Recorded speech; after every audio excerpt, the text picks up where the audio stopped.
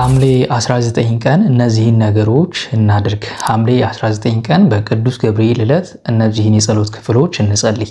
በስመ አብ ወወልድ ወመንፈስ ቅዱስ አሐዱ አምላክ። ተወዳጆች እንደምን አላችሁ?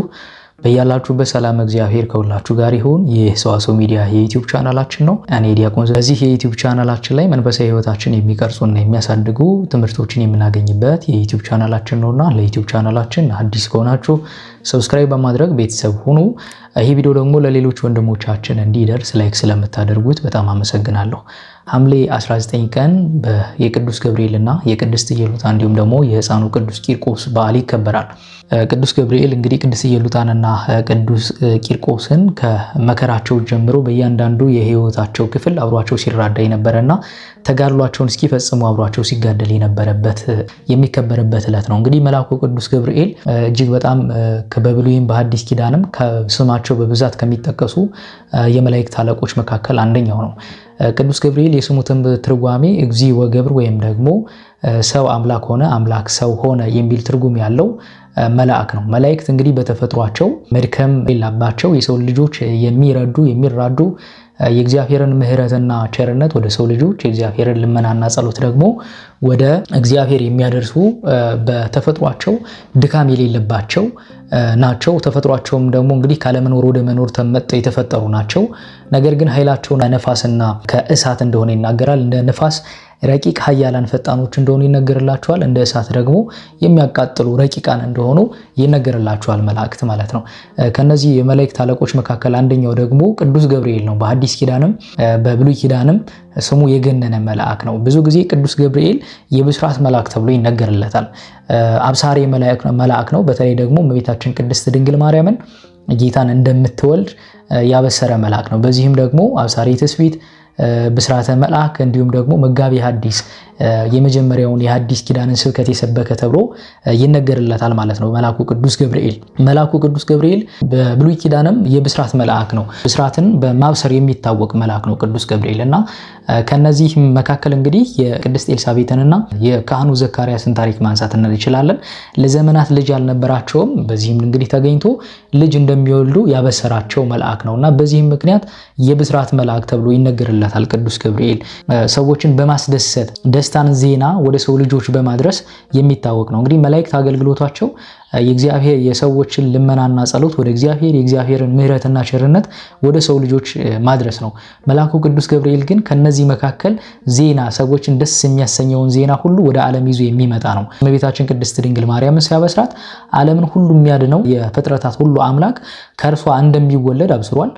ከዛ በኋላ ደግሞ ካህኑ ዘካርያስን ደግሞ ሲያበስረው ሰዎች በመወለዱ ደስ የሚላቸውን ዮሐንስን እንደሚወልድ አስደስቶታል፣ ወይም ደግሞ ደስ የሚለውን ዜና ለካህኑ ዘካርያስ ማብስሮታል ማለት ነውና ቅዱስ ገብርኤል ብዙ ጊዜ የሚታወቀው የዜና ብስራትን በማብሰር ሰዎችን ደስ የሚያሰኘውን ምስራች ይዞ በመምጣት የሚታወቅ መልአክ ነው ማለት ነውና የጌታንም መወለድ የዮሐንስንም በብሉይ ኪዳን መወለድ ያበሰረ ነው። በዲያብሎስ ተንኮል ወጥመድ የወደቁትን ሁሉ ፈጥኖ የሚረዳና ለእርዳታ የሚፈጥን በጨለማና በሞት ጥላ መካከል ላሉት ደግሞ ብርሃንን የሚያጎናጽፍ መልአክ ነው ቅዱስ ገብርኤል ማለት ነውና ቅዱስ ገብርኤል የመጀመሪያ ሰባኪ ነው። በብሉይም በሐዲስም ኪዳን በብሉይ ኪዳን በመጀመሪያ መላእክት ተፈጥረው በፍጥረታታቸው ሁሉ እግዚአብሔር ከፈጠራቸው በኋላ ተሰውሯቸው ነበርና ማን ፈጠረን መኑ ፈጠረን ብለው በሚጠይቁበት ጊዜ ሁሉም በየአቅጣጫው የተበተነበት ጊዜ ነበርና ንቁም በበህላዊነ እስከ ንረክቦ ለአምላክና አምላካችን እግዚአብሔርን እስክናውቀው ድረስ በያለንበት ንጽና ብሎ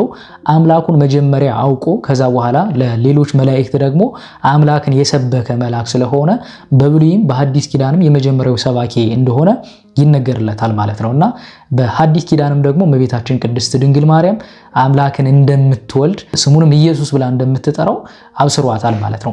እግዚአብሔር አምላክ በቀደመው በፍጥረታት መጀመሪያ አምላክን እንደሰበከ ወይንም ደግሞ ሊበተኑ የነበሩ መላእክትን በስብከቱ እንደጠበቃቸውና አምላኩን አውቆ ለሌሎች እንዳሳወቃቸው ሁሉ ጌታችን አምላካችን መድኃኒታችን ኢየሱስ ክርስቶስን ብስራት እንደሚያበስር ተነግሮለታል። ወይንም ደግሞ የብስራት መልአክ እንዲሆን ያንን ሸልሞታል ማለት ነው። እንደውም ቅዱስ ዮሐንስ አፈወርቅ ስለዚህ ነገር ሲናገር ምን ይላል? አንድ ንጉስ ወታደሮቹ ወይንም ደግሞ አንድ ወታደር አሸንፎ በመጣ ጊዜ እንደሚሸልመው ሁሉ ቅዱስ ገብርኤልም ደግሞ በመጀመሪያው የፍጥረታት መጀመሪያ አምላካቸውን ያላወቁ መላእክት ሊበተኑ ነበርና እነሱን እንዲጸኑ ስላደረገ ወይንም ደግሞ ክፉ ሐሳብን ስላሸነፈና አምላኩን ስለሰበከ የእርሱን መወለድ ለፍጥረታት ሁሉ እንደሚያድናቸውና ፍጥረታትን ሁሉ በመወለዱ እንደሚያድናቸው ለድንግል ማርያም እንዲያበስር እንደ ሽልማት ተሰጥቶታል ይላል ቅዱስ ዮሐንስ አፈወርቅና አብሳሪ ትስብእት መጋቢ ሐዲስ እያልን እንጠራዋለን። ቅዱስ ገብርኤል የብስራት መልአክ እያልን እንጠራዋለን። የሰው ልጆችን ዜና ደስ የሚያሰኘውን ዜና ወደ ሰው ልጆች በማድረስ እንዲሁም ደግሞ በመስበክ የሚታወቅ ነው። አዲስ ኪዳኑንም ብሉይ ኪዳኑንም ደግሞ በመስበክ የሚታወቅ ነውና የመጀመሪያው ሰባኪ እንደሆነ ይጠቀስለታል ማለት ነው፣ ይነገርለታል ቅዱስ ገብርኤል ማለት ነው። ቅዱስ ገብርኤል በመንጸለያቸው በዘወትር በመንጸለያቸው ጸሎቶች ከሌሎች የመላእክት በተለየ ስሙ ይጠራል። ለምሳሌ በሰላመ ቅዱስ በዘወትር ጸሎት ላይ እናገኘዋለን። በየወድስዋ መላእክት ላይ በውዳሴ ማርያም ላይ ስሙ በተደጋጋሚ የምንጠራው መልአክ ነው ቅዱስ ገብርኤል ማለት ነው። እና ቅዱስ ገብርኤል ከሌሎች መላእክት ስዕለት ሰሚና ፈጥኖ ደራሽ እንደሆነ ይነገርለታል ማለት ነው። ቅዱስ ገብርኤል ካህናት አባቶች እንደሚሉን እሱ ቅዱስ ገብርኤል ስዕለት ሰሚ ነው። የሚነግሩትን ሁሉ ወደ እግዚአብሔር በፍጥኖ በማድረስ የሚታወቅ ነው። በጣም በፍጥነቱ የሚታወቅ መልአክ ነውና በዚህ በቅዱስ ገብርኤል በሐምሌ 19 እንደውም በልባችን የያዝነውን ቋጠሮ ሁሉ ለቅዱስ ገብርኤል ነግረው እግዚአብሔር የሚያደርስልን የልባችንን ቋጠሮ ፈጥኖ የሚፈታልን መልአክ ነውና የልባችን ስዕለት ሰሚ ነው፣ ፈጥኖ ደራሽ ነውና ለጠሩት ሁሉ ፈጥኖ የሚደርስ ነው። እንዲሁም ደግሞ ስዕለታችንን ሁሉ ወደ እግዚአብሔር በማድረስ የሚታወቅ መልአክ ነውና በሐምሌ 19 ቀን ዕለተ በዓሉ የሚከበርበት ዕለት ነውና በዚህ ዕለት ደግሞ የልባችን ቋጠሮ ብንነግረው ወደ እግዚአብሔር ፈጥኖ የሚያደርስልን መልአክ ነው ማለት ነው ቅዱስ ገብርኤል እና ስዕለት ሰሚና ፈጥኖ ደራሽ እንደሆነ ይነገርለታል መልአኩ ቅዱስ ገብርኤል። በተለይ ደግሞ ቅዱስ ገብርኤል ከሌሎች መላእክት ይልቅ በእመቤታችን በቅድስት ድንግል ማርያም የተወደደ መልአክ ነው። ለምንድነው? እንደውም በድርሳነ ገብርኤል ላይ ተጠቅሶ የምናገኘው ወንድሞቹ የተመልከቱ ቅድስት ድንግል ማርያም ከሌሎች መላእክት ይልቅ ቅዱስ ገብርኤልን አብዝታ ተወደዋለች። ለምን ቢሉ ጌታን መወለድ አብስሯታልና ተብሎ ተጽፎ እናገኛለን የህዳር ድርሳነ ሚካኤል ላይ ማለት ነውና እመቤታችን ቅድስት ድንግል ማርያም ከሌሎች መላእክት ይልቅ ቅዱስ ገብርኤልን አብዝታ ተወደዋለች። ለምን? ጌታ እንደሚወለድ አብስሯታልና ሰብአ ሰገልን ወደ ጌታ እየመራ ያመጣ እንዲሁም ደግሞ እንደሚወለድ ያበሰረ ከዛ በኋላ ደግሞ ለዮሴፍ በህልሙ ተገልጦለት መልአኩም ለዮሴፍ በህልሙ ተገለጠለት ተብሎ እየተነገረለት የመጣው በመጽሐፍ ቅዱስ ገብርኤል እንደሆነ ይነገርለታል ማለት ነው። ስለዚህ በተሰደዱም ጊዜ በህልም እየታየ እንዲሁም ደግሞ በመከራቸው ሁሉ እመቤታችን ቅድስት ድንግል ማርያምና ጌታ ዮሴፍን በመከራቸው ሁሉ እያገዛቸው የነበረ መልአክ እንደነበረ ይነገርለታል ቅዱስ ገብርኤል ማለት ነው። በዚህ ምክንያት እመቤታችን ቅድስት ድንግል ማርያም መልአኩ ቅዱስ ገብርኤልን ትወደዋለች ማለት ነው። እንደውም ለእመቤታችን ለቅድስት ድንግል ማርያም ሲያበስራት በፊት የምታውቀው መልአክ ነበርና የተለየ መልአክ ተብሎ ተነግሮላታል ሲያበስራት ጊዜና ከዚህ በፊት የአይታው የማታውቀው መልአክ ተብሎ የተነገረለት ቅዱስ ገብርኤል ነውና ያበሰራት። ከዛም በኋላ ደግሞ በህልም ለዮሴፍ እየታየ ጌታን ሄሮድስ ሳድዳቸው እንዲሁም ደግሞ ከግብጽ ወደ ግብጽ ሲወርዱ ከግብጽም ከተመለሱ በኋላ ደግሞ በህልም እየተገለጠ በእያንዳንዱ የህይወታቸው ጉዞ ሲረዳቸው የነበረ መልአኩ ቅዱስ ገብርኤል ነው ማለት ነው እና ክብሩ ከፍ ያለና በእመቤታችን በቅድስት ድንግል ማርያም ደግሞ የተወደደ መልአክ ነው ቅዱስ ገብርኤል ማለት ነው። ቅዱስ ገብርኤል የመላእክት አለቃ ነው። ከሰባቱ ሊቃነ መላእክት መካከል አንደኛው ነው ቅዱስ ገብርኤል። እንግዲህ ቅዱስ ገብርኤል በኢዮር፣ ራማ፣ ኤሬር ብለን የምንጠቅሳቸው የመላእክት ሶስቱ ከተማ አሉና በራማ የሚገኙት መላእክት 40 ይባላሉ። የነሱ የአስሩ ነገድ አለቃ ነው ቅዱስ ገብርኤል ማለት ነውና የራማው ገብርኤል ተብሎ የሚነገርለትም በዚህ ምክንያት ነው ማለት ነውና ቅዱስ ገብርኤል ከሰባቱ ሊቃነ መላእክት መካከል አንደኛው ነው። ቅዱስ ገብርኤል በጣም በተለየ ሁኔታ ፈጣን ነው ብያችኋለሁ። እንዲሁም ደግሞ ቁጣን የተመላም ጭምር ነው። ቁጣን የተመላ ነው። ቶሎ የሚቆጣ መልአክ ነው። ይህንም ደግሞ አባቶቻችን ሲናገሩ በትውፊት ጌታችን አምላካችን መድኃኒታችን ኢየሱስ ክርስቶስ በዕለተ ዓርብ በተሰቀለ ጊዜ ሚካኤል አርመመ ወቅዱስ ገብርኤል ተደመ ይላልና ሚካኤል ዝም አለ፣ ቅዱስ ገብርኤል ደግሞ እንደተደመመ ይነገርለታልና ግን ቁጣው ደግሞ ዝም ብሎ አላስቀመጠውምና ሰይፉን ወደ ምድር እንደወረወረና የሰው ልጆችን ሊያጠፋ እንደነበረ ይነገርለታል። እናም እግዚአብሔር አምላክ በቸርነቱ ሰይፉ መሬት ሳይወርድ በአየር ላይ እንዲቀር አድርጎታል። ይህ ሰይፍ አሁንም ድረስ በአየር ላይ እንዳለ ይነገራል እና ይህ ሰይፍ መሬት በነካ ጊዜ የዓለም ህልፈት እንደሆነ ወይም ደግሞ ዓለም እንደምታልፍ ይነገራል ማለት ነውና ቅዱስ ገብርኤል ቁጣን የተመላ ነው። ጌታን ሲያሰቃየው ሲሰቅሉት ባየ ጊዜ መታገስ አቅቶት እንደ ቅዱስ ሚካኤል ዝም ማለትን ሳይመርጥ ሰይፉን መዞ እንደወረወረ ይነገርለታል ማለት ነው። ይህም ብቻ አይደለም። ካህኑ ዘካርያስን በቤተ መቅደስ ተገኝቶ ሲያበስረው ምን ብሎት ነበር? ትወልዳለህ፣ ወንድ ልጅን ትወልዳለህ፣ ብዙዎችም ደግሞ በመወለዱ ደስ ይላቸዋል ብሎት ነበርና ዘካርያስ ደግሞ እኔ አርጅቻለሁ አፍጅቻለሁ እንዴት ይሆናል ብሎ ጠይቆት ነበርና እስክትወልድ ድረስ ድዳ ትሆናለህ ነበር ያለውና ምንም ነገር አላለውም። ውሳኔን የወሰነበት የቁጣ መልአክ እንደሆነ ይነገርለታልና በሀገራችንም ደግሞ ሚካኤል እንደሰማ ገብርኤል እንዳይሰማ የሚባል አባባል አለ። ለምን? በቁጣን የተመላ ፈጣን እንደሆነ ይነገርለታል ቅዱስ ገብርኤል ማለት ነው።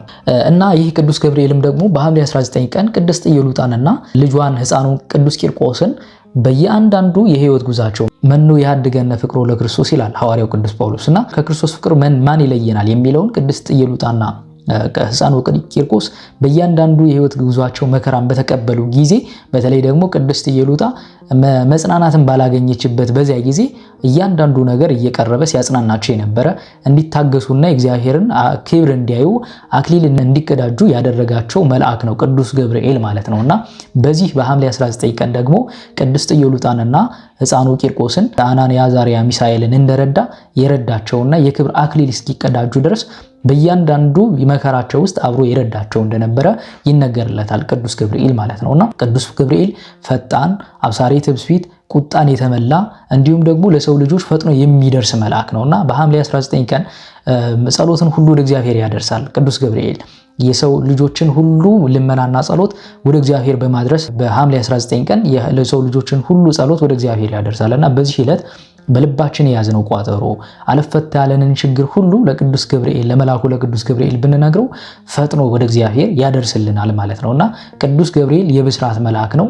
ብስራትን በማብሰር የሚታወቅ ነውና ብስራትን ይዞ የሚመጣ መልአክ ነውና ችግሮቻችን ሁሉ ብንነግረው አብዝቶ ወደ እግዚአብሔር ፈጥኖ የሚያደርስልንና የብስራት ዜናን ይዞልን የሚመጣ መልአክ ነው ቅዱስ ገብርኤል ማለት ነው። መላእክት የሰው ልጆችን ጸሎትን ወደ እግዚአብሔርን ምሕረትና ቸርነት ወደ ሰው ልጆች የሚያደርሱ ናቸውና በተለይ ቅዱሳን መላእክት ለሰው ልጆች ቆሞ የሚኖሩ ናቸው። ከነዚህ መልአክ መካከል አንደኛው ቅዱስ ገብርኤል ነውና ችግሮቻችን ሁሉ የሚያስወግድልን ወደ እግዚአብሔር የሚያደርስልን መልአክ ነውና የብስራትን ዜና ለሁላችንም የሚያደርስልን የልባችን ቋጠሮ ሁሉ ይፍታልን። በዚህ ዕለት እንግዲህ መጸለይ ያለባቸው መልአኩን የሚያስታውሱ እግዚአብሔርን የሚያመሰግኑ የጸሎት ክፍሎች የመጀመሪያው ድርሳነ ገብርኤል ነው።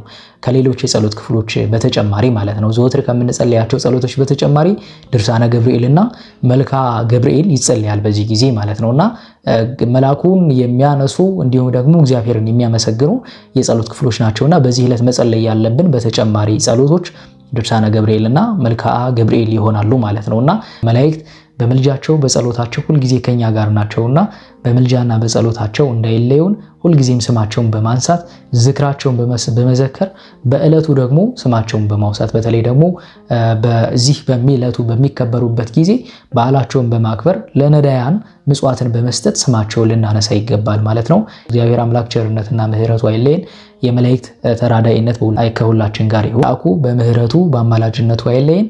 የመልአኩ የቅዱስ ገብርኤል ረድኤትና ምልጃው አይለየን። እግዚአብሔር አምላካችን የልባችን መሻት ሁሉ ይፈጽምልን። አቤቱ ቅዱስ እግዚአብሔር አምላካችን ሆይ እስከዚህ ሰዓትና ስላደረስከን እናመሰግንሃለን። አቤቱ ቅዱስ እግዚአብሔር አምላካችን ሆይ በአንድ ልጅህ በጌታችን በአምላካችን በመድኃኒታችን በኢየሱስ ክርስቶስ በእርሱ ያለ ጽን ክብር ላንተ ይገባል። ከእርሱም ጋር ከመንፈስ ቅዱስም ጋር ትክክል የሚሆን ዛሬም ዘወትርም ለዘላለሙ አሜን። ይህን ቪዲዮ ለሌሎች ወንድሞቻችን ሼር እናድርግላቸው።